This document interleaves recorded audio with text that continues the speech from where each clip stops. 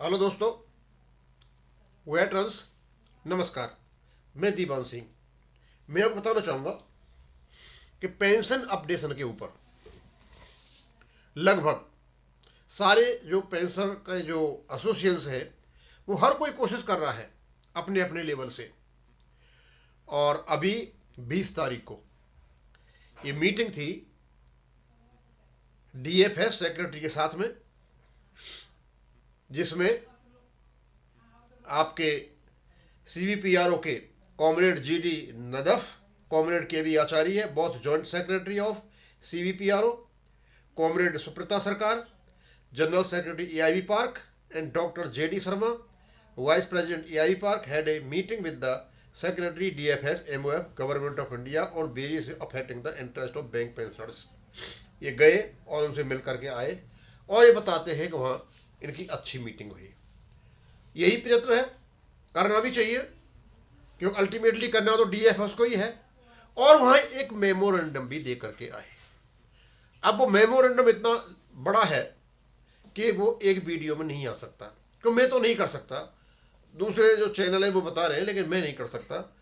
मैं भी ये देखूंगा कि एक्चुअली में ये जो मेमोरेंडम देके आए वो क्या दे करके आए हैं।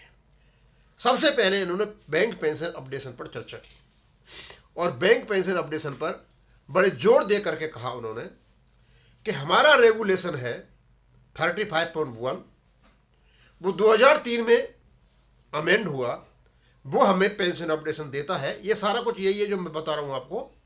और उसके बाद सबसे बड़ी बात यह थी कि इनने पहली बार शायद, क्यों बार बार कहने के बाद ये जो अपने एआईबी पार्क वाले हैं बार बार कहने भाई 35 आपको पेंशन अपडेशन नहीं करता जब तक आप लिंक नहीं करोगे 56 को।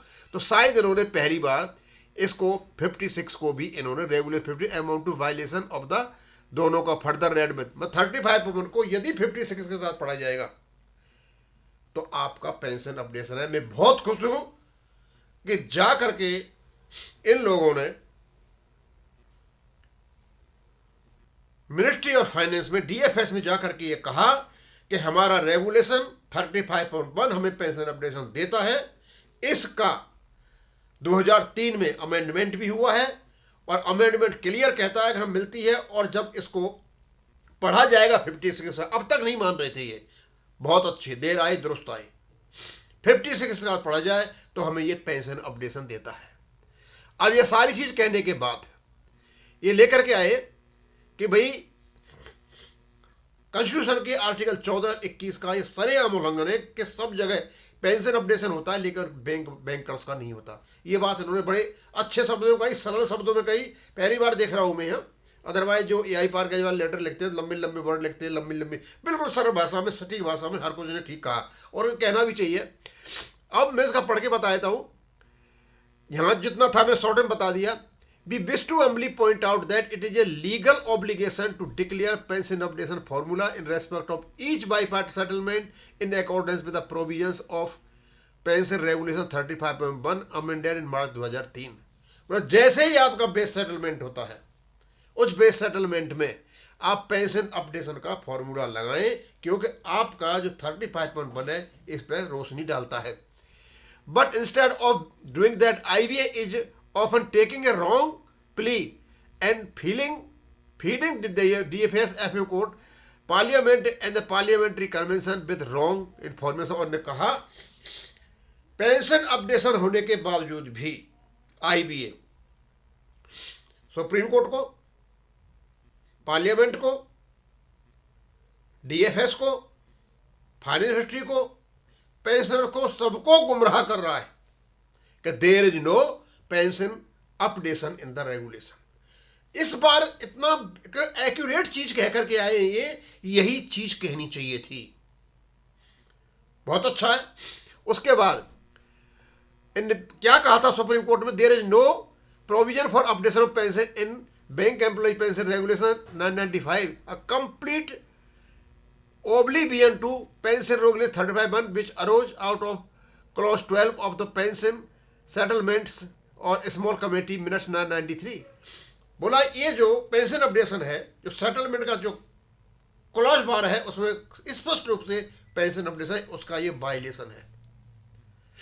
और उन्होंने कहा कि आईबीए ने माननीय सुप्रीम कोर्ट में कहा कोई पेंशन अपडेशन का प्रोविजन नहीं है, और यही चीज पार्लियामेंट से कहलाई गई 2021 में। लेकिन 2023 में ये अपना रुख बदल गए। इनने बोला कि इसमें एक कमेटी बिठाई गई थी, उसकी रिपोर्ट हमने माननीय सुप्रीम कोर्ट में दे दी है। इस बार जो इन्होंने लेटर लिखा है, चाहे किसी ने भी लिखा है, एक एक पॉइंट को बिल्कुल एक्यूरेटली डाल करके लिखा है। और सबसे ज्यादा खुश मैं ये हूं कि इस बार पहली बार 35 नंबर के साथ में ये 56 को पढ़ रहे हैं। आगे, it is a funded scheme in a complete disregard to the scheme being defined benefit scheme and provision of adequate funds being a statutory obligation of the banks where pension regulation। बोला इस बार pension regulation 11 में स्पष्ट कह रखा है कि आपके जो पैसे की कमी होगी बैंक देंगे, और बैंकों को प्रावधान करना ये स्टैट्यूटरी ऑब्लिगेशन है। एक एक चीज वही है जो इतने दिन से हमें चल रहा था, इस बार किया इन्होंने। उसके बाद the matter is sub judice in the honourable Supreme Court but there is no restraint. बोला बार बार कहते हैं मैटर सब जुडिस है। भाई सुप्रीम कोर्ट ने यह तो नहीं कहा है कि आप पेंशन अपडेशन मत कीजिए, ये बहाना क्यों लेते हो आप सब जुडिस का? थैंक यू, बहुत अच्छा। उसके बाद dearness leaf and the bank employee pension regulation 37 is being revised half yearly. The updation is for pension updation regulation 35(1) and not about DNS। बोला हम DNS की बात ही नहीं कर रहे भाई, हम अपडेशन की बात कर रहे हैं। 35 में बन गई।